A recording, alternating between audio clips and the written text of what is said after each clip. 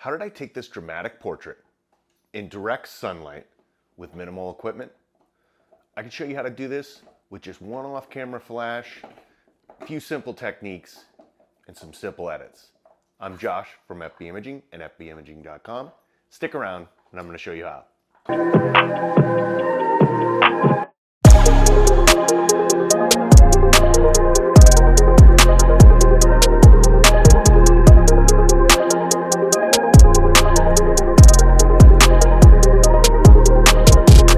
So I'm going to show you today how I edited this photo here of my son.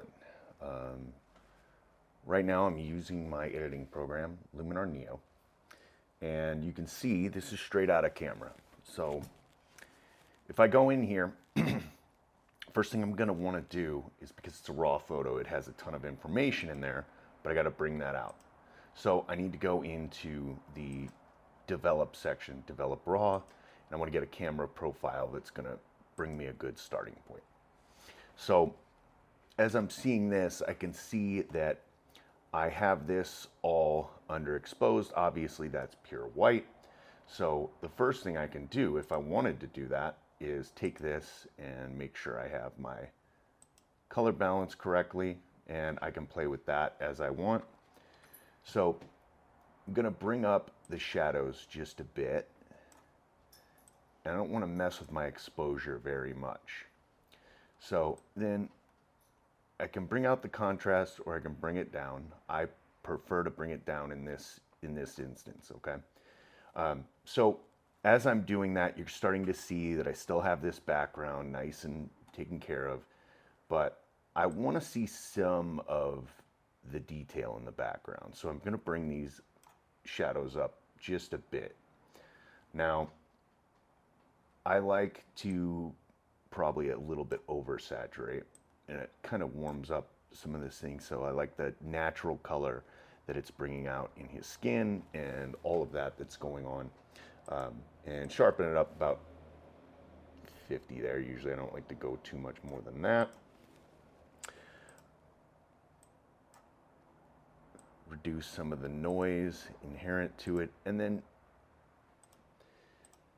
there's not too much distortion with this lens. I shot this with a 35mm lens, but as you can see, because I stopped this down quite a bit, what ended up happening is I think I shot this at f/22, so you can see that the sun there really has like this, I kind of like that for this. It's an interesting look, but because of that, I ended up, having all of those, rays coming off of there.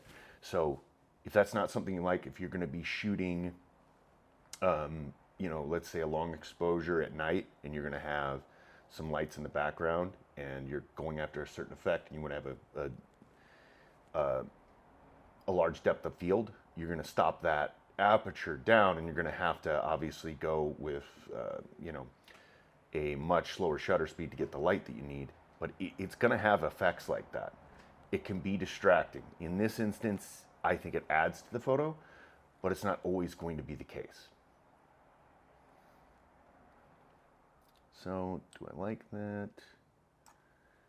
And so if I wanted, I can play with my curves too. If I wanted to, I can brighten it up that way. I don't like to do that too much. I could bring things over, down. I kind of like about there, that level of having something there. And then what I can do with that now is bring my exposure back to base level. And I kind of like that, and I like the shadow effect here. From there, I like to sometimes see with the structure. And you're seeing what we're doing here with that is obviously it's adding a little bit of detail here and there. For me, I kind of like that. And I've already kind of added my vibrance and saturation and all that. So I'm just kind of fine tuning. It's just a little bit. I like to have a little bit of it there, and I like the color that it puts into his cheeks. So then from here, because I had that so stopped down, I have such a deep depth of field. What I want to do is I want to add some bokeh to the background because I want to separate him from the background. And so let's just start off with maybe 50% and see what happens here. Okay. So because of that, it identifies him, but it up here, I need to change the brush, and I need to do a little bit of here. So what I'm going to do is I'm going to add a little bit in. What am I doing here? Come on. There we go. So I'm going to bring this back a little bit, you know, even the messy part of his hair, and do that. And there's going to be parts of his shirt. So I paint that back in more or less. And we'll see how that looks. So that's a far better look as far as I'm concerned. So yeah, we can see that there we go. So I like that look, and I can increase that dramatically or drop it down, but I don't like to do it too much because you see the kind of it can have a halo effect, but his hair kind of looked like that anyways, just because of the simple fact that his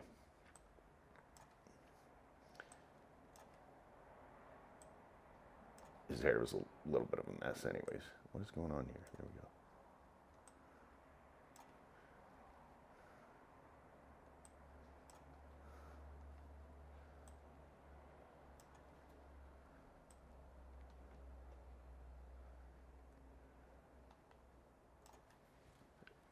There.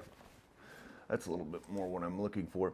And if I wanted to mess with the lighting too, you really can. This is already something that I could definitely work with. So if I wanted to, where am I at? So you can always mess with the lighting in here too, and add in certain glow effects if I wanted.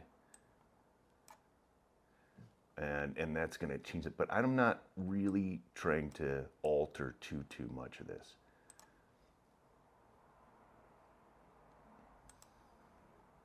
Some of it can be interesting though.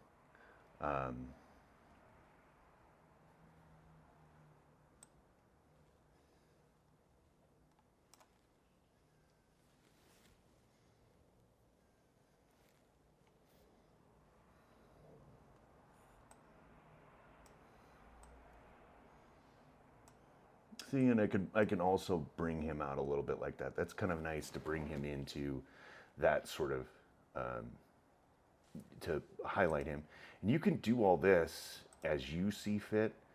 This is just me messing around with you know, some of the things. So, and I can play with the brightness, things like that. Now, personally, I don't love changing you know, too much and having it be you know, anything that's, you know, going to go beyond the realm of what would be a normal sort of situation.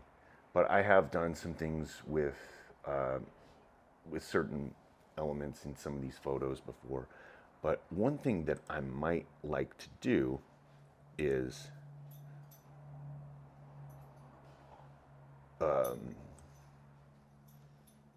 you can see you can change this up doing a little bit more like that. So, and that's going to end up bringing some more of the focus towards that.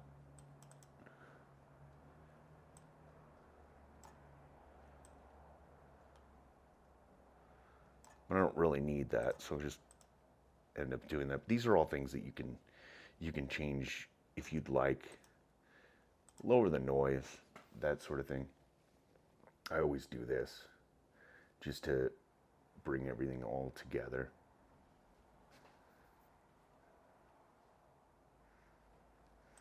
And so what there was an off-camera flash right here. I had a 400 watt second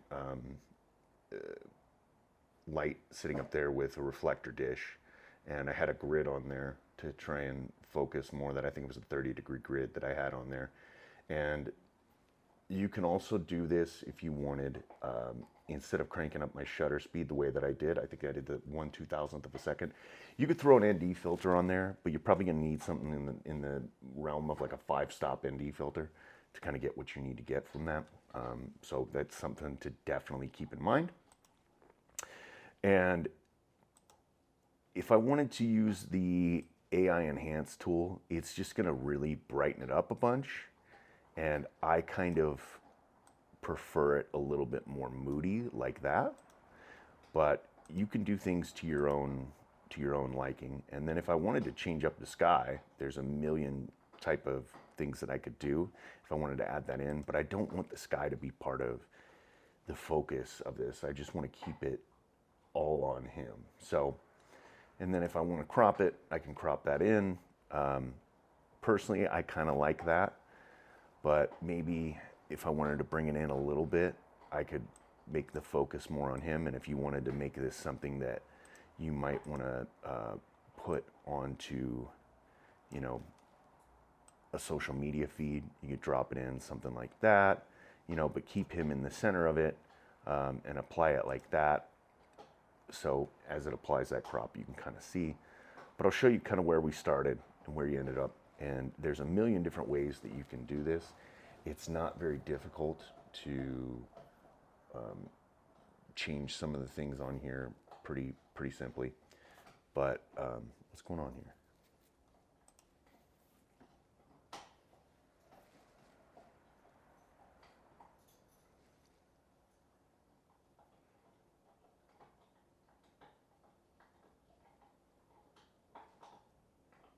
Okay, there it goes. It took a little while. But we can see that's where you're at in the beginning, but there's still, because it's a raw photo, there's plenty of information to draw out in there. Now, this wasn't the photo that I finally the final edit that I had. I actually did it on my other computer. I selected a different photo, but it's more dramatic to show you where this started and where this came, because I actually underexposed him a little bit too much in the foreground, and not the background. But you'd be amazed at what you can still do. As you can see, you know, with a before and after, I brought that up. And I had another photo, and what I did was I added some glow to the sun, added some rays coming off of there, and that really helped. But this is a more basic edit, and I think I vignetted around the edges. But as you can see, this is something that is pretty easy to do in just a few minutes. And it's simple techniques. You can do this with, you know, a DSLR camera or a mirrorless. I use a 35 millimeter. I stopped the f-stop down. I think I did go all the way to f22, and you're having a deep depth of field. So in order to have that blurred out bokeh background, it took me doing it in post. But there's enough information there to be able to do all those things. And there's always a workaround if you want to find a way. So you can do a number of things with the equipment that you have. Now, if I didn't want to shoot into the sun, I did this purposefully. And the sun backlit him, but had I wanted to, I could have orientated him to where he was, you know, facing the direction of this sidewalk, having the sun come on the side here. I could have positioned him in some shade, and then just had the ambient light go on, and it would have had a softer look. But this is what I was going for. But there's a number of ways that you can work around lighting conditions with minimal equipment. I mean, this is something that isn't going to break the bank. You know, this is I'll put a gear list in there of what I used, but you know, this was a basic 35 millimeter lens. I love the lens. It's a 35 millimeter macro. It's a Canon lens. I shot this on my R8, And you know, that's the most basic equipment I think you can use. I wasn't using something insane. I wasn't using a $2,000 lens or a $3,000 camera. I wasn't using a $1,000 off-camera flash. I mean, this is probably an off-camera flash that's like 300 bucks. And depending on where you're shooting, you wouldn't even have to necessarily have that. And if you wanted to still have this blurred out background and you want to do that in post, you could absolutely do that, but you're going to need to use an ND filter. And like I said, with sunlight like this, you're probably looking at, you know, 3 stops, probably closer to 5 stops to get the aperture that you want to shoot.